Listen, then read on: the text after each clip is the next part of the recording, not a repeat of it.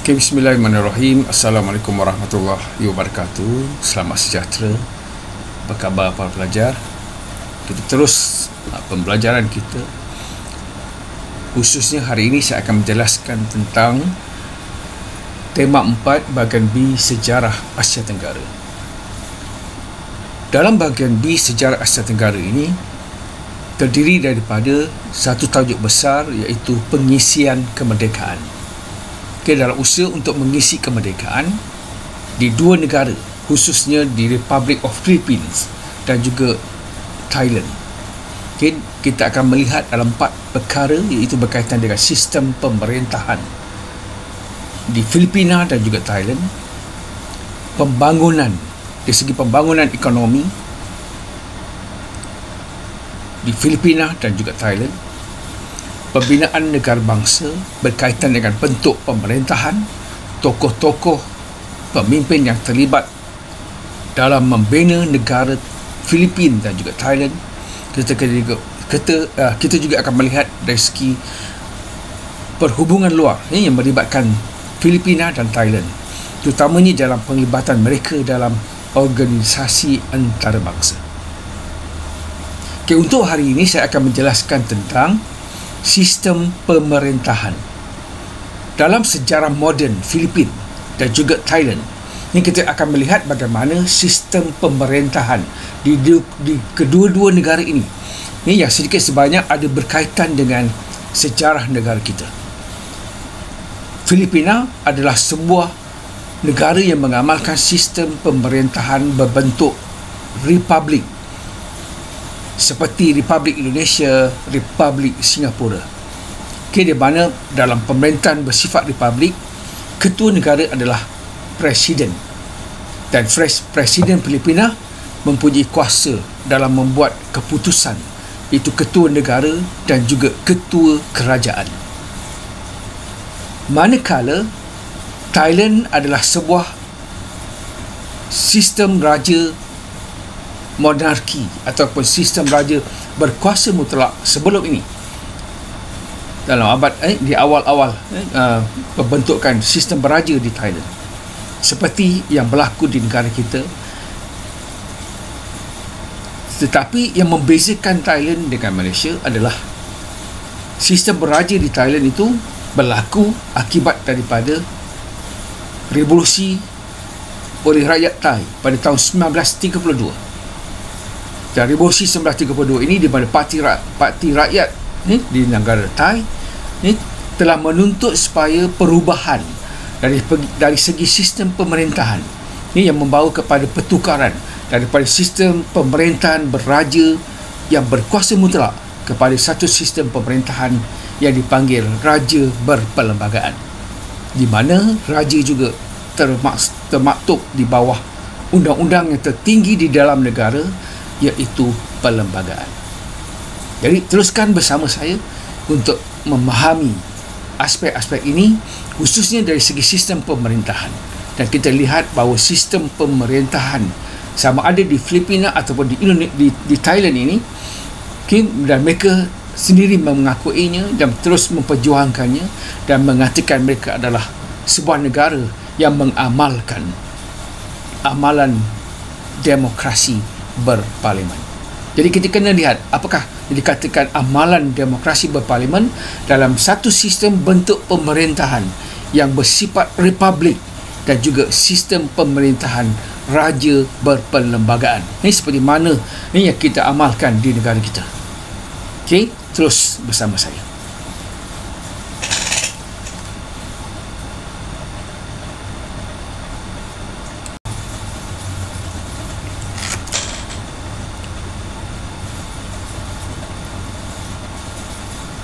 Dalam unit 4.1, iaitu sistem pemerintahan, ini kita akan lihat bagaimana sistem pemerintahan di Thailand dan Filipina dari tahun 1900 sehingga 1999. Pertama, kita kena faham apa yang dikatakan sebagai sistem pemerintahan.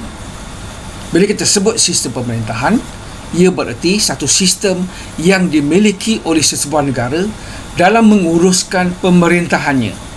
Ini seperti yang saya jelaskan sebelum ini, antara sistem pemerintahan yang paling tua di dunia ataupun paling awal digunakan dan diamalkan dalam mana-mana negara di dunia adalah sistem pemerintahan bersifat monarki ataupun sistem raja berkuasa mutlak. Itu telah kita jelaskan dalam tema 2 di mana kita melihat dari segi sistem pemerintahan yang awal sehinggalah terbentuknya apa dikatakan sebagai nation state ataupun negara bangsa. Yang kedua, dalam sistem pemerintahan itu berfungsi menjaga kestabilan masyarakat. Sebab tu kita perlu memiliki satu sistem pemerintahan yang jelas supaya sistem pentadbiran dan pengurusan negara itu berjalan dengan baik, khususnya untuk menjaga kestabilan masyarakat. Satu. Kedua, menjaga tingkah laku kaum majoriti maupun minoriti, menjaga kestabilan pemerintahan, menjaga kekuatan politik, mengekalkan pertahanan dan keselamatan negara, mewujud dan memakmurkan sistem ekonomi, mewujudkan keamanan sehingga menjadi satu sistem pemerintahan yang berterusan dan apa yang dikatakan sebagai sebuah negara yang demokrasi. Itu antara perkara penting yang mesti ada dalam sebuah negara dan proses mereka mewujudkan satu sistem pemerintahan yang baik. Jadi Thailand dan Filipina melalui proses ini seperti mana negara kita melalui satu proses untuk menjadikan sistem pemerintahan itu satu sistem pemerintahan yang berkesan dan membawa kepada apa yang dikatakan sebagai sebuah negara yang makmur dan negara yang maju. Kita lihat contoh yang pertama dalam Republik Filipina. Filipina mengamalkan satu sistem pemerintahan yang diketuai oleh seorang presiden. Namun, pemerintahnya tidak bertanggungjawab kepada parlimen. Dia berbeza dengan negara kita. Ini kalau kita lihat, kalau kita nak berbandingkan sistem republik dengan sistem raja berperlembagaan. Di mana parlimen merupakan sebahagian daripada badan eksekutif. Sebab Perdana Menteri juga adalah seorang ahli parlimen. Yang kedua, menteri bertanggungjawab kepada presiden kerana beliau berkedudukan sebagai ketua negara. Jadi kabinet yang diwujudkan oleh presiden Filipina, dia akan bertanggungjawab. Ini di mana menteri-menteri yang dilantik oleh presiden Filipina akan bertanggungjawab secara langsung kepada presiden yang juga merupakan ketua negara dan ketua kerajaan. Berbeza dengan Thailand.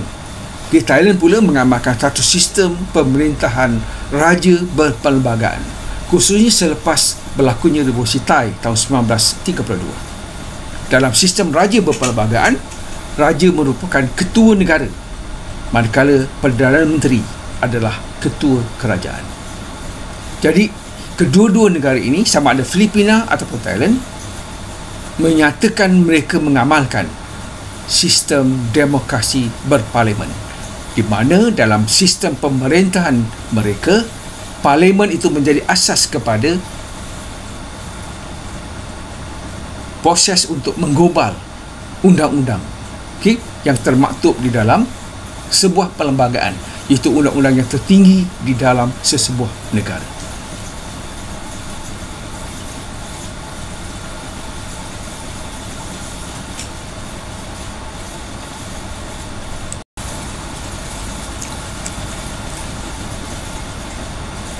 Kita mulakan dengan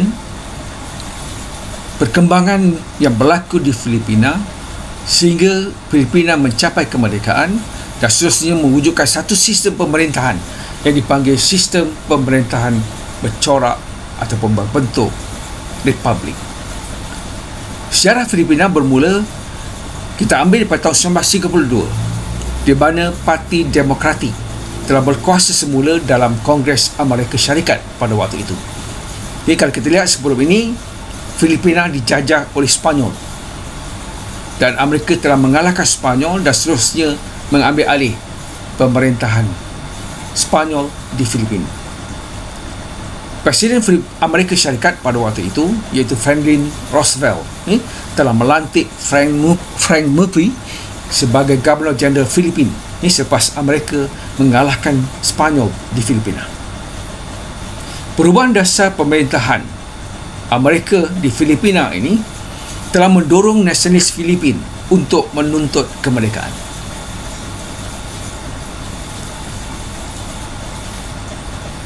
Salah seorang nasionalis Filipina pada waktu itu, iaitu Manuel Quezon, ini telah mengetuai satu rombongan kemerdekaan ke Amerika Syarikat. Dan mereka telah berjumpa dengan Presiden Amerika pada waktu itu, iaitu Franklin Roosevelt, yang akhirnya bersetuju untuk menerima dan memberikan rombongan kemerdekaan yang diketuai oleh Manuel Quezon ini pada Mac 1934. Presiden Amerika pada waktu itu memberi sokongan penuh kepada kemerdekaan Filipina. Dan pada 4 Julai 1936, kerajaan Amerika telah meluluskan sebuah apa yang dipanggil sebagai kerajaan sementara Filipin, dan mereka telah meluluskan beberapa akta untuk menyokong sebuah negara baru yang dipanggil Filipina. Ini seperti akta Tiding Duffy dan juga akta Bell yang memberi sokongan dari segi keuangan dan bantuan-bantuan yang boleh diberikan oleh Amerika Syarikat, khususnya dari segi hubungan antarabangsa dan juga hubungan antara Amerika Syarikat dan Filipin pada waktu itu. Jadi memang jelas pada kita bahawa hari ini kalau kita lihat Filipina dengan Amerika Syarikat ni sangat akrab. Ni sebab dari segi sejarahnya Filipina pernah dijajah oleh Amerika Syarikat. Ini sebab tu Filipina mengamalkan sistem pemerintahan seperti mana yang diamalkan di Amerika Syarikat. Dan Amerika banyak membantu Filipina ini dari segi sumbangan, bantuan keuangan, dari segi hubungan perdagangan dan sebagainya.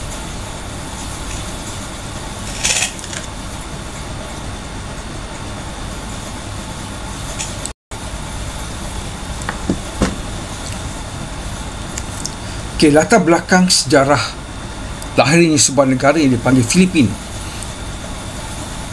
berlaku khususnya selepas tamatnya Perang Dunia Kedua.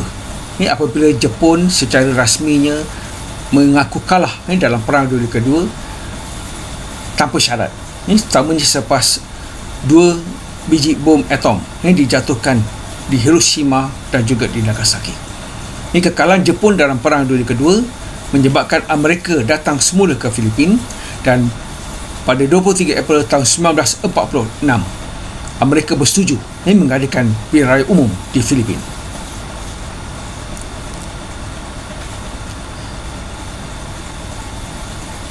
Pejuang-pejuang ataupun pemimpin-pemimpin nasionalis di Filipin pada waktu itu telah mencadangkan beberapa nama untuk dipilih sebagai calon presiden pada waktu itu. Pertama, Parti Nasional Filipin telah mencadangkan Sergio Osmeña ini sebagai presiden, manakala Parti Liberal pula mencadangkan Manuel A. Rosas, dan Parti Modernis mencadangkan Hilario Moncada. Dalam pilihan raya umum untuk memilih presiden ini, Manuel Rosas telah mendapat mandat dan mendapat sokongan penuh apabila dia memenangi pilihan raya umum memilih presiden untuk Republik Filipina. Jadi beliau menjadi presiden Republik Filipina yang pertama. Dan kemenangan Rosas ini telah mendapat mandat dan sokongan penuh dari Amerika Syarikat. Seterusnya, beliau mengisytiharkan Republik Filipina ini sebagai sebuah negara yang merdeka pada 4 Julai 1946, seperti mana yang disetujui oleh Amerika Syarikat pada waktu itu. Amerika Syarikat juga telah menunjukkan sokongannya kepada Manuel Rosas ini melalui 2 akta yang diluluskan oleh Kongres Amerika Syarikat, iaitu Akta Tidings yang memberi bantuan kepada Filipina dari segi keuangan, dan juga Akta Bell yang memberi hubungan dagang yang lebih baik ataupun membenarkan perdagangan bebas antara Amerika Syarikat dan Filipina. Ini adalah antara satu perkara yang penting yang menjadi asas kepada pembentukan sebuah negara baru yang merdeka yang dipanggil Republic of Filipina.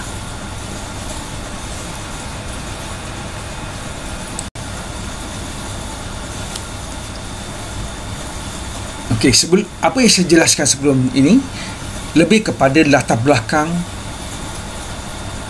sebuah negara yang dipanggil Filipina.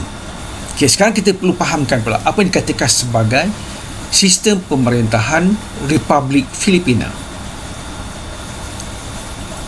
Dalam sistem Republik, Filipina mengamalkan pemerintahan yang bersifat demokrasi berpresiden. Okay, sebagai sebuah negara pemerintahan bercorak republik, Filipina mengamalkan demokrasi berpresiden, iaitu Presiden Filipina sebagai ketua negara dan juga ketua kerajaan. Dalam sistem demokrasi berpresiden, pentadbiran Filipina terbagi kepada 3 badan utama, iaitu Badan Perundangan, itu badan yang bertanggungjawab untuk menggubal undang-undang. Kedua adalah Badan Eksekutif, iaitu satu badan yang penting, di mana badan eksekutif lah yang bertanggungjawab untuk menggubal dan juga membuat dasar ataupun membuat keputusan berkaitan dengan kepentingan negara. Dan badan eksekutif ini diketuai oleh Presiden Filipina. Dan yang ketiga adalah Badan Kehakiman.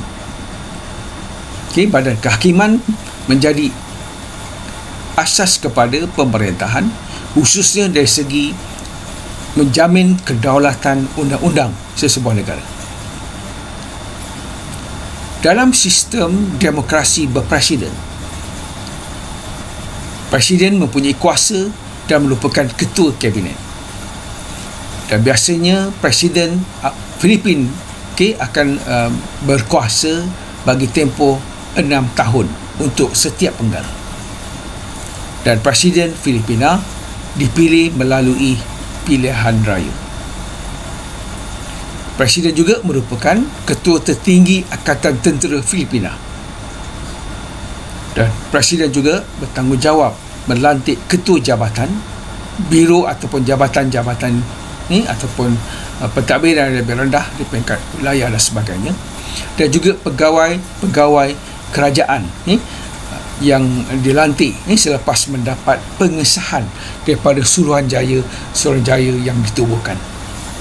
Okay, ini adalah antara perkara penting yang menjadi asas kepada sistem pemerintahan republik yang bersifat demokrasi berpresiden. Dan ini jugalah yang menjadi asas dalam sistem demokrasi berparlimen.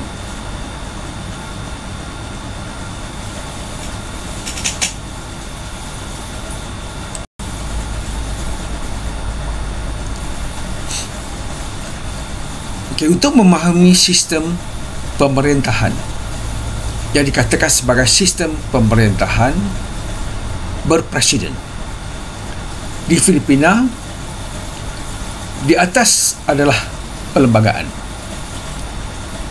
Di bawah perlembagaan, kuasa eksekutif terletak di tangan Presiden Filipina. Dan Presiden bertanggungjawab kepada Kongres Filipina. Dalam Kongres ini, itu badan perundangan, terdiri pada 2 dewan, iaitu Senat dan juga Dewan Perwakilan. Dan pentadbiran di peringkat pusat ini yang diketuai oleh Presiden dan Kongres, itu adalah sistem pentadbiran di peringkat pusat pemerintahan. Okay, pusat pemerintahan Filipina pada hari ini adalah di Kota Manila. Dan setiap wilayah di Filipina terdapat pentadbiran di peringkat wilayah yang diketuai oleh Gubernur yang dilantik oleh Presiden Filipina. Dan setiap wilayah terdapat bandar-bandar ataupun bandar yang dipanggil perbandaran. Dan di bawah sektor pembandaran itu adalah wujudnya bandaraya-bandaraya yang diketuai oleh Datuk Bandar ataupun Mayor. Okay, itu seberingkas apa dikatakan sebagai unit pentadbiran di Filipina. Daripada peringkat pusat yang diketuai oleh Presiden dan Kongres Filipina, dan juga pentadbiran di peringkat wilayah yang diketuai oleh Gubernur di setiap wilayah, dan dibantu dari segi pembandaran dan juga bandaraya. Okey, yang menguruskan sistem pentadbiran di Filipina, daripada pusat hinggalah ke peringkat wilayah dan juga bandaraya.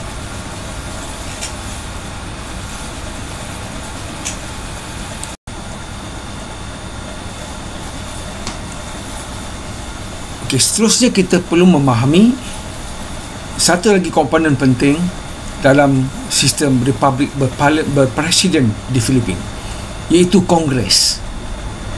Seperti di Amerika, Kongres Amerika Syarikat. Di Filipina juga, sebab saya kata tadi, Filipina pernah dijajah oleh Amerika Syarikat, maka sistem pemerintahan berpresiden yang diamalkan di Filipina mengambil contoh apa yang diamalkan di Amerika Syarikat. Dalam Kongres Filipina terdiri daripada Senat dan juga Dewan Perwakilan. Ini dua komponen penting dalam Kongres Filipina, di mana anggota Senat ini terdiri daripada 24 orang senator yang dipilih oleh rakyat untuk tempoh 6 tahun bagi setiap penggal. Komponen yang kedua itu Dewan Perwakilan, dianggotai tidak lebih daripada 120 orang yang dipilih oleh rakyat untuk tempoh 6 tahun juga setiap penggal. Kongres berkuasa menggubal undang-undang. Ini kalau di tempat kita panggil parlimen. Dalam sistem berpresiden di Filipina dikenali sebagai Kongres. Dan Kongres juga berkuasa untuk mengisytiharkan perang. Ini sebab akan diisytiharkan oleh Presiden Filipina melalui persetujuan Kongres. Inilah perkara penting antara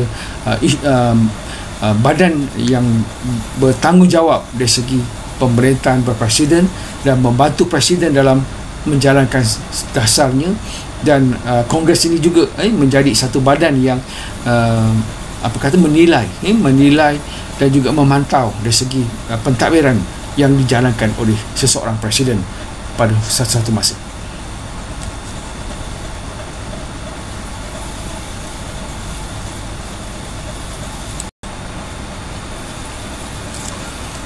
Seterusnya kita melihat pentadbiran Filipina di peringkat wilayah dan perbandaran. Pentadbiran di peringkat wilayah diketuai oleh seorang gubernur dan juga naib gubernur, di mana Filipina mempunyai 56 wilayah. Ahli lembaga wilayah dipilih untuk tempoh 4 tahun. Pegawai-pegawai lain seperti bendahari, juru audit, pentafsir dan lain-lain pegawai yang dilantik oleh kerajaan pusat di Manila. Jadi, Kongres membentuk badan pentadbiran awam yang dikawal oleh undang-undang perbandaran di peringkat perbandaran. Jadi, Kongres membuat undang-undang di peringkat pusat, manakala di peringkat wilayah dan perbandaran dibuat oleh undang-undang perbandaran. Itu di peringkat perbandaran. Dan peringkat yang di bawah itu Datuk Bandar akan mengetuai pentadbiran di peringkat perbandaran dan dibantu oleh naib Datuk Bandar. Di bawah Datuk Bandar ini terdapat ahli majlis perbandaran yang terdiri daripada 4 hingga 8 orang bergantung kepada keuangan perbandaran. Jadi secara umumnya di Filipina terdapat 39 bandaraya berpiagam yang dibentuk di bawah undang-undang khas pada waktu itu. Jadi bandaraya mempunyai kuasa mengenakan cukai, membuat ordinan, melaksanakan kerja-kerja awam dan juga menguruskan pasukan polis. Inilah bentuk pemerintahan ataupun pentadbiran di peringkat wilayah dan juga perbandaran di Filipina.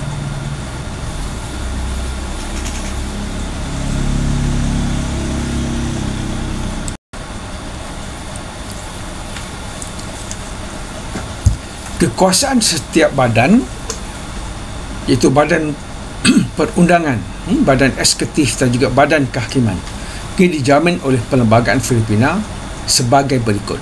Pertama, kekuasaan badan perundangan berada pada dua dewan, iaitu Kongres ataupun Senat Filipina dan juga Dewan Perwakilan Rakyat.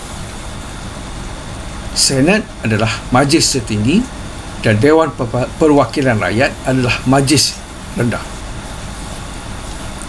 Jadi kekuasaan eksekutif dilaksanakan oleh pemerintah di bawah kepimpinan seorang yang dinamakan sebagai Presiden. Jadi kekuasaan kehakiman dilaksanakan di peringkat pengadilan dengan Mahkamah Agung Filipina sebagai badan kehakiman tertinggi. Jadi ketiga-tiga badan ini bergerak secara tersendiri berdasarkan kepada bidang kuasa yang diperuntukkan oleh Perlembagaan Filipina sebagai undang-undang yang tertinggi di dalam negara tersebut.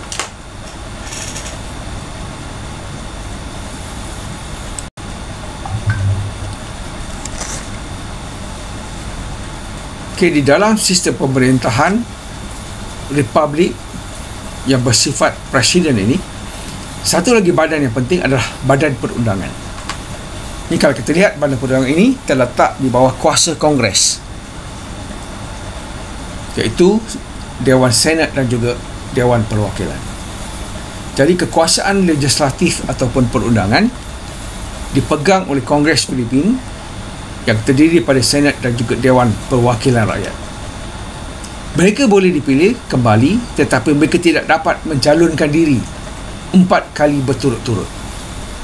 Itu yang terkandung dalam peruntukan perundangan Filipina. Senata yang dipilih untuk jangka masa 6 tahun, mereka boleh dipilih kembali tetapi tidak boleh mencalonkan diri 3 kali berturut-turut. Jadi setiap pemenang ataupun yang mendapat kepercayaan ataupun mendapat undi dalam pilihan raya umum akan mengetuai jabatan perwakilan yang belum selesai masanya dan akan dianggap sebagai satu jangka waktu pemilihan. Jadi Kongres yang terdiri pada Dewan Senat dan juga Dewan Perwakilan. Jadi perwakilan yang dipilih untuk jangka waktu 3 tahun. Dewan Perwakilan Rakyat pula dapat memilih apabila berlaku kekosongan dalam kursi perundangan ataupun legislatif yang mengarah kepada pemilihan khusus. Jadi perkara yang sama juga berlaku di Senat, namun begitu hanya berlaku jika kursi ataupun tempat dalam Dewan Perwakilan itu dikosongkan sebelum pilihan raya diadakan. Jadi anggota Dewan Senat berjumlah 24 orang dan berkhidmat dalam tempoh 6 tahun bagi setiap penggal.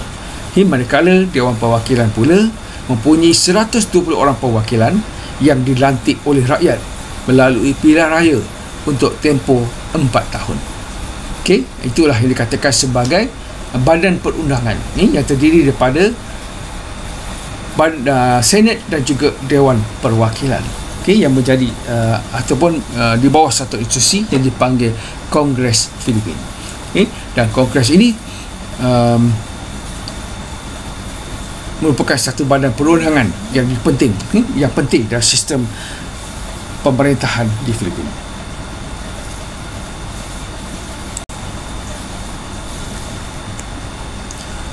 Dalam sistem pemerintahan berpresiden di Filipina, badan yang paling penting adalah badan eksekutif. Di mana badan eksekutif ini diketuai oleh Presiden Filipina. Presiden berada di Istana Malacanang di San Miguel, Manila. Presiden juga adalah Panglima tertinggi Angkatan Bersenjata Filipina. Presiden dipilih oleh rakyat melalui pilihan raya. Di mana seperti mana di Amerika Syarikat, Presiden Filipina juga dipilih oleh rakyat melalui satu pilihan raya. Presiden berkuasa terhadap badan eksekutif, di mana Presiden merupakan ketua pemerintahan dan ketua negara pada masa yang sama. Berbeza dengan sistem raja berperlembagaan ataupun sistem pemerintahan melalui seorang Perdana Menteri, dalam sistem republik di Filipina ini, pemerintah tidak bertanggungjawab kepada parlimen. Maksudnya, sebagai satu badan eksekutif, Presiden Filipin bertindak ataupun bergerak sendiri ni sebagai satu pucuk pemerintahan yang berkuasa penuh ni dan tidak bertanggungjawab atau kepada Parlimen ataupun Kongres Filipin.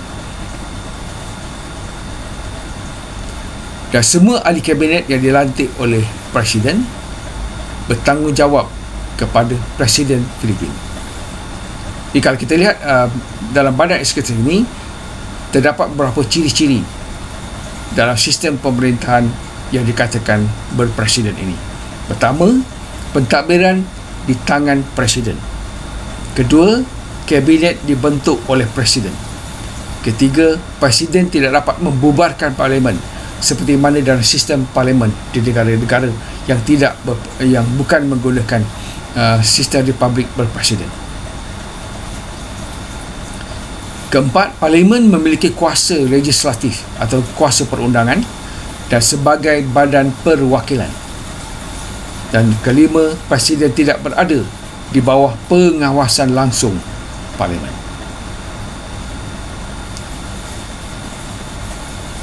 Okey, ini antara perkara penting yang terkandung dalam badan eksekutif mengikut sistem pemerintahan berpresiden di Filipina.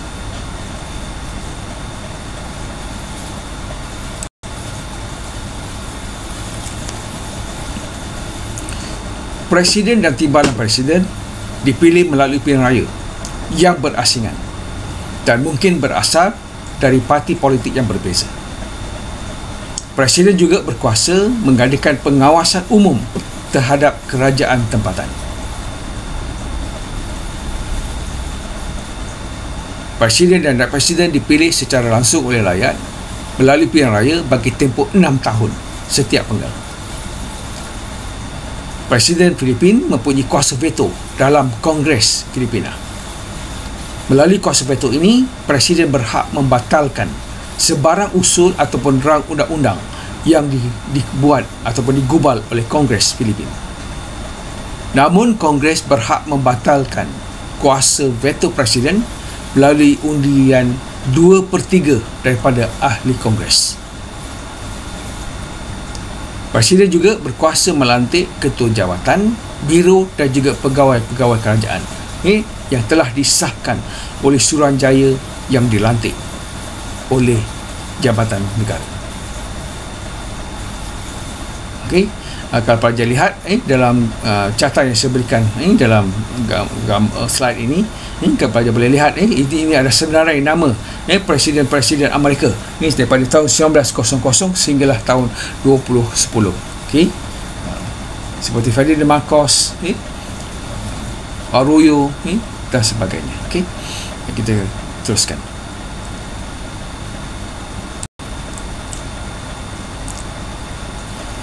Komponen terakhir dalam sistem pemerintahan berpresiden di Filipina adalah Badan Kehakiman. Badan Kehakiman merupakan tempat tertinggi dalam Badan Kehakiman, di mana kekuasaan kehakiman berada di Mahkamah Agung Filipina dan pengadilan yang lebih rendah ditetapkan oleh perlembagaan. Mahkamah Agung terdiri pada Ketua Mahkamah Agung dan 14 pembantu Mahkamah Agung. Hakim dipilih oleh Presiden atas cadangan dari Jabatan Kehakiman dan juga Badan Kehakiman Filipina.